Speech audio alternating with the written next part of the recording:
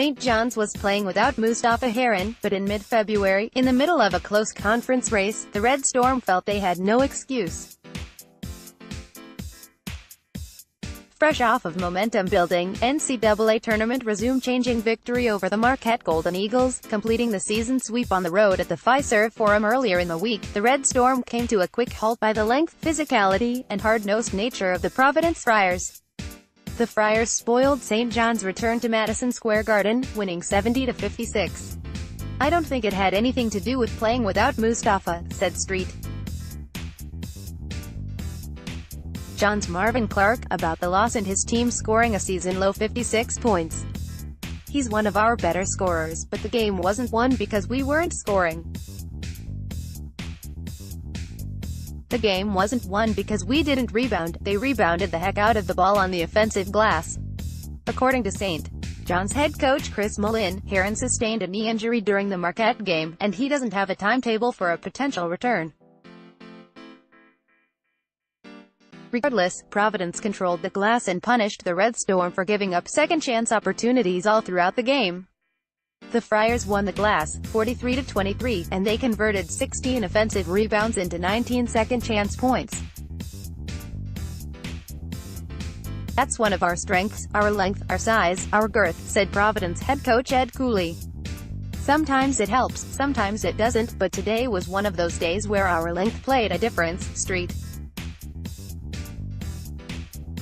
Johns didn't have any answer, and it proved crucial in the second half. With the game tied at 43, with about 12 minutes remaining in the game, the Friars went on a game-changing 14-5 run over the next 4:28 to take control of the game. Shortly after, they slowly pushed the lead into double figures, and the Red Storm couldn't muster any answers for a late-game comeback. "Anytime you win a game here, in my profession, it's like winning the lottery," Cooley said. "There's something special about this building that for some reason, our players embrace it and our culture embraces it." It was a hard-fought win for Providence, who held a narrow 31-29 lead at halftime. Both teams were clamping down defensively and opportunities were hard to come by. Nate Watson led the Friars with 18 points and 5 rebounds.